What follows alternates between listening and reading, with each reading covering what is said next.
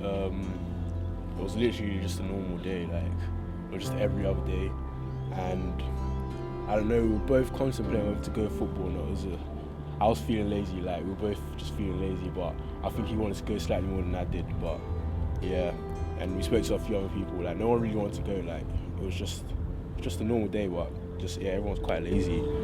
And coming to the end of the day, well, I just decided why not, because he kept pestering me the whole day. I thought, why not? Yeah, I remember everyone ended up going then, innit? Yeah, and he had no boots to play with, so... Oh yeah, he kept on asking me, oh, can I have your boots, can I have your boots? And me, I'm just a hygiene sort of person, so I was like, nah, you can't have my boots. But surprisingly, like, me and Philip, we always used to argue around like petty things and stuff like that, yeah, but this, like, for some reason, this day, when he asked for my boots and I said no, he just smiled at me and walked away. So I mean, like, it's one of those things I could never really forgive myself if we did fall into argument and that happened. Yeah, usually he would pester like oh, why are you not giving your boots? Like, just, I don't know. It seemed normal, but I didn't realise. None of us realised all these little minute things like that was going on through there. But only until a few days after we really noticed what had actually happened. Like, and then actually coming to football. Well, I came late anyway, so the match already started. Like there was already kickabout between year 13s, year 12s, no, year 6th form and year 11, and then joined on the pitch. It was just a normal game really. But like after it actually happened, like no one actually realised the severity of like how serious it actually was, innit? So yeah, I remember running up to him, and because I had a similar thing with my brother, but it wasn't so severe to the point of what happened. But I remember his arm was a bit bent back, and I remember saying to everyone, "Oh, don't worry, it's fine. It's just a seizure. Everyone back up." And no one really realised how bad it was actually going to become. At first, I thought it was a joke. Like I thought you were just playing about like, why are you on the floor? So everyone was laughing like. Think back to it, was just because it was making that same noise the whole match, innit? Yeah, everyone was laughing like, oh, why is he on the floor? It just seemed like he was joking, but yeah, we went up to him, and then I remember we all had to get cleared off the pitch. We went into the goals waiting room, like the goals hall area, and no one really knew what to think. Really, it was quite silent, it was quite dull. Yeah, literally, the only point that we realised how bad everything was when I remember specifically Miss Fewer, she stood in the viewpoint of the glass window, and just behind her I saw them carrying him. And from then I just knew it was bad. I just left the room, chased the ambulance and went to hospital.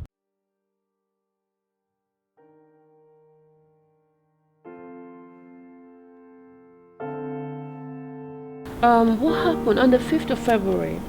I think about 2:20. I can't remember precisely the time. I was at home when I got a phone call from Philip's school and asking me to come to school.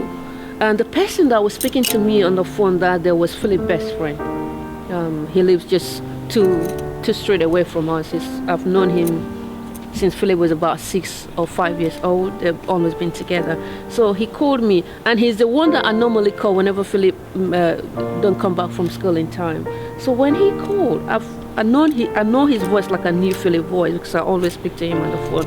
So when he called, he was crying on the phone, and he said I should come to school quickly because Philip was playing football and he collapsed. But because he was crying, I wasn't too sure, and I asked him, I said, "Is he all right?" And he tried to hide it away from me. He said, "Yeah, he's all right." I said, "Is he breathing?"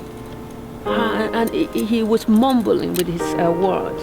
I said, "Okay, I'll make my way straight to school." And on my way, I think about 10 minutes away from the school, I got another phone call again. This time around, it was a teacher. And he said, "Oh, Mrs. Lamin, you can start making your way straight to the hospital because Philip's situation has gotten a little bit serious, and the ambulance had to take him to the hospital." Then I started to panic. I started to worry. I said, "Oh, from him collapsing in the school to now rushing with an ambulance to school, it was a bit serious." So I told the taxi driver that was bringing me to school to now head straight to Queen Elizabeth Hospital. So while I was in the taxi coming to school, I made a phone call. I called his dad, called Philip's dad, because Philip's dad lived in Spain.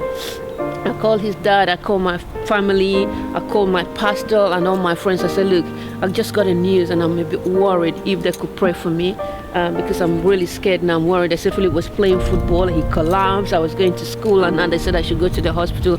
I'm a bit scared and they should pray for me.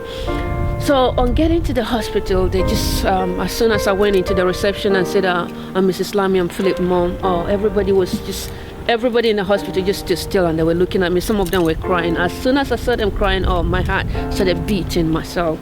So I went in and they took me to where Philip was lying down. And I saw a lot of doctors there attending to him, tube all over his mouth and his nose. They were pressing his chest and blood was coming out. I became scared. I couldn't stand the scene that I was seeing because I've never ever seen my son like that. So when I saw the scene, it was too scary for me to go in. So I asked them to give me a room that I wanted to be on my own first of all, just to gather myself before I go back. So the nurses or the staffs, they gave me a room and I went in there as I'm a Christian. So I started praying and asking God to help me and to help my son. I stood there, I knelt down there for half an hour. After praying, I went back into the room again and the doctors were still doing what they were doing. And I asked them how far. They said, Mrs. Lamin, things are not looking all right. I said they needed to stop what they were doing. And I said, please continue, don't stop. And I went back again to the same room to just gather myself again. And I came back the last time and they said, look, we have to stop. We just have to stop now because what we're doing is not going to change anything. And they stopped and they pronounced my son dead. At that particular, as soon as they said my son was dead, I said, how is that possible? My son left home this morning, he was all right, he was bubbly, he was laughing, everything was all right. How can my son pass away? So I think I was dazed. As soon as they pronounced him dead right in my presence, I was kind of completely dazed. So I didn't know when I ran into the motorway and lie down on the motorway, wanting cars to just come and run me down so that I could join my son, you know. It was a very, very challenging experience for me. So somebody came into the motorway and stopped all the cars from moving so that the car don't run me over. And they brought me back again to the hospital to sit down. And by the time I got back to the hospital, all my families and my friends were all gathering. Some of Philip's few friends were all there. So we're just gathering and looking at me, and I was looking at them. I said, this can't be possible. This cannot be possible. How, why, when, what? You know, I just asked myself 1,001 questions at the same time, that my son just left home this morning and he's never going to come back again. So we stayed in the hospital till about 10 o'clock, and they asked when the nurses or the staff of the hospital said we have to go home now and then come back the following day, that Philip was going to be taken to the mortuary. I said, what? This is not possible. So we went back home, and when we got back home, the whole of my street was packed up with people from my community, from people who have, I think the news of his passing away kind of leaked through the social media. So all of his friends were gathering in my house, in the street, and that was it. That was what happened on the 5th of February. Yeah, and that was the particular spot, that very spot. I think I came after the 5th of February from the hospital. The 6th of February, I came to school, where the school had a kind of remembrance for him, and I was invited to come, and I came in, and I asked them to take me to where it all happened, and they brought me that particular spot there, right there. And when I came in, I just looked at the place, and I lied down, I lay myself down on that ground, just to feel my son's, just to feel him, you know. So that was what happened.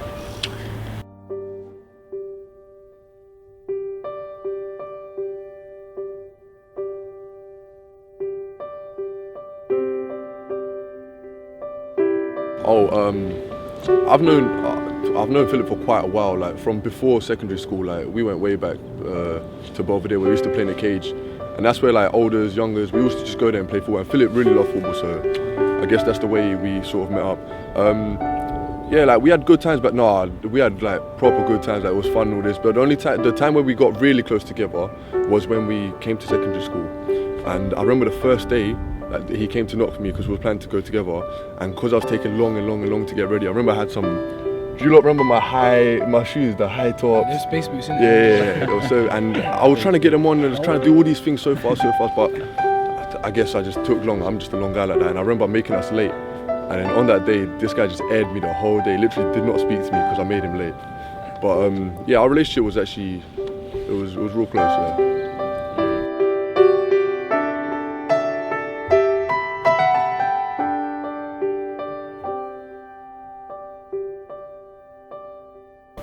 My relationship with Philip, apart from being his mom, was a great one. Me and Philip had a fantastic relationship up till his passing away. Philip was a very good child to me. He was very caring, very loving. I always remember every Mother's Day, he would buy me a box of chocolate and he makes sure he buys the one that he likes. So in the morning, he will come to my room on the day of the Mother's Day, he'll come to my room and it will bring me a candle and a cup of tea and my box of chocolate. And when I open it, I find out that all the ones that he likes, he's taking them out and eating them already before presenting me with the ones that he didn't like. But that was love. And then when I asked him, I said, Philip, I thought this chocolate is for me. And he said, yes, Mom, it's for you, but we're sharing the love, you know. So he's been a very, very good child, very, very caring. And even though he was my son, he has a wisdom. He always teaches me things, especially with my English, because I speak several languages. So sometimes I get caught up with my pronunciation or whatever. So he will come back from school. The first thing he does is he'll pick a word from school and come back. As soon as he come into the room, he come and say, Mom, come here, come here. He said, pronounce this word, and I'll pronounce it, and he'll start laughing. He said, Mom, you speak like an FOB. I said, and we just start laughing.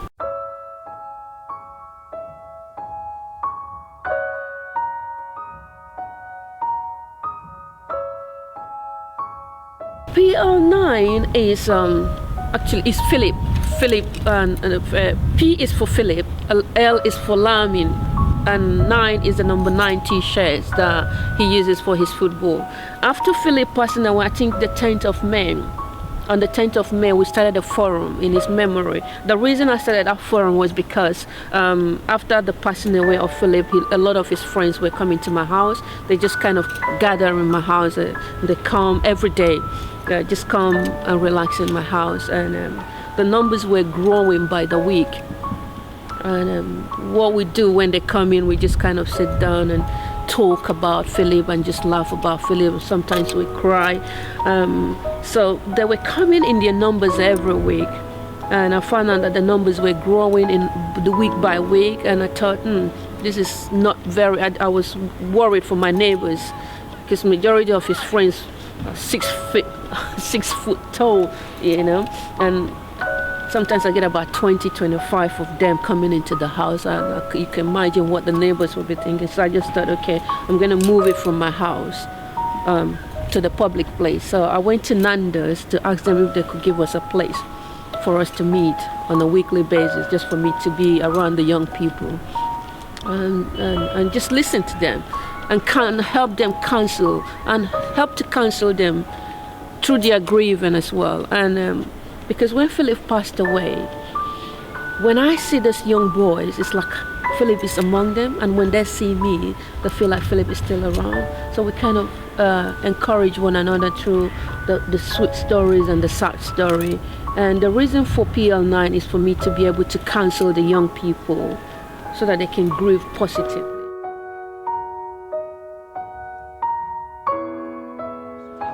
A few years ago, I used to play football. Like, I love football, always wanted to play football my life. Like, I used to play for Charn Academy from the age of 10 until I was 15.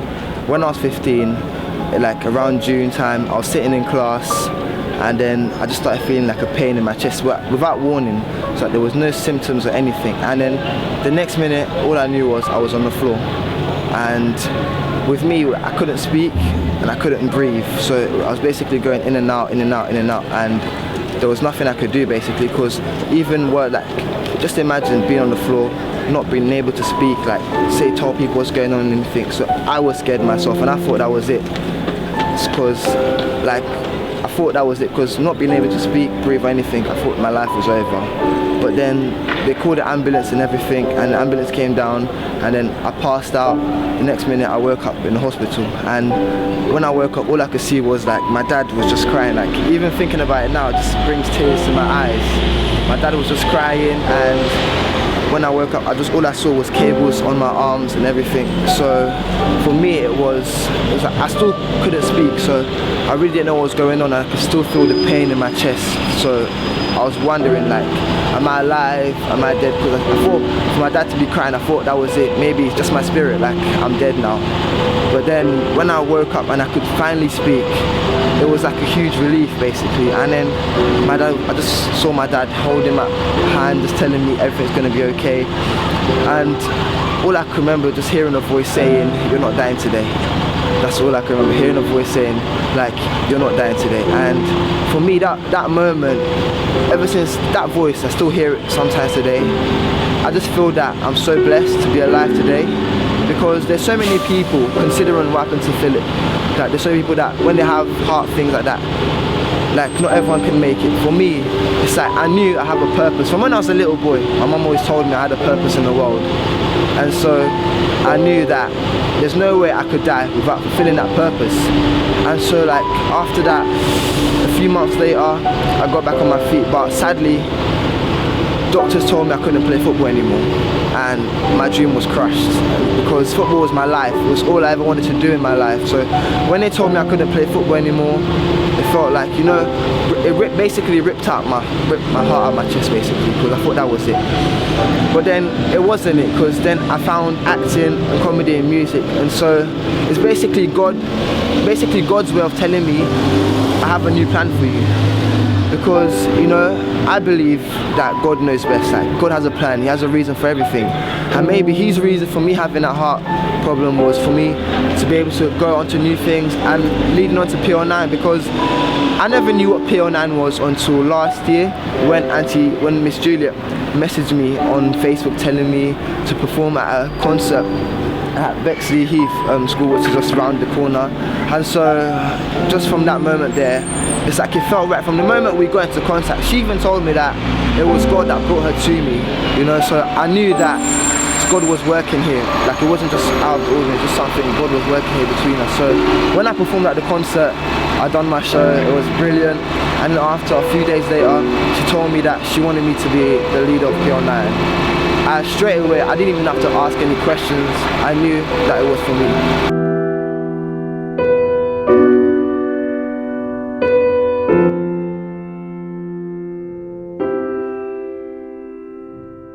Defibrillator is a device that helps shock people's heart back to life whenever they have a cardiac related issue.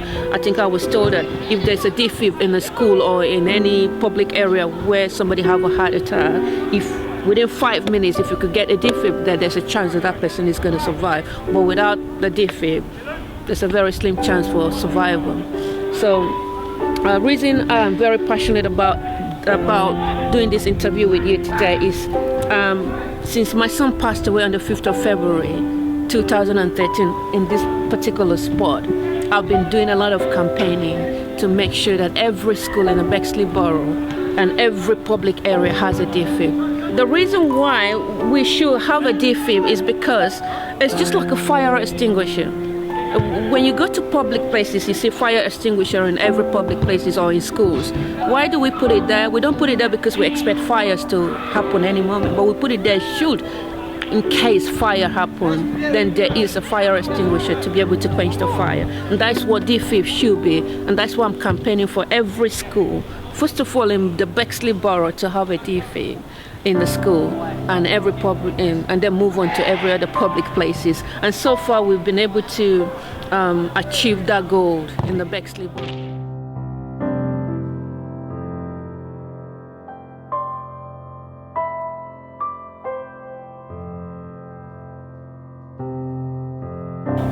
What I would like to tell everybody today, especially those who will be watching this documentary, especially parents as well, is to please make sure they take their children, their young boys or girls, for heart screening if it's possible. And I don't have the website with me, but there's a charity called CRY. I think if they Google it, they will see it. It's called CRY. They organize heart screening for young people between the age of 14 to 20, between the age of 14 to 24, 23, every now and again. So if they go through that website and see when the next heart screening is, they can take their children for heart screening. Why do they have to do the heart screening? They do the heart screening because if any young person have a heart defect, they will know beforehand, at least get a medical help or attention before anything seriously like Philip happened. I wish I had somebody who did this kind of campaign when before Philip passed away, because I knew Philip was into football. If I had seen any campaign like this beforehand, I would have taken Philip or encouraged Philip to go and have it hard screen, because I know he's into sport. But unfortunately, I didn't get any of this campaign going on at the time where I lost my son. So that is why I want to encourage every parent whose children are into sport to please take their children for heart screening before any casualty, seriously, as my son situation happened. Like they always say, to be safe is better than to be sorry.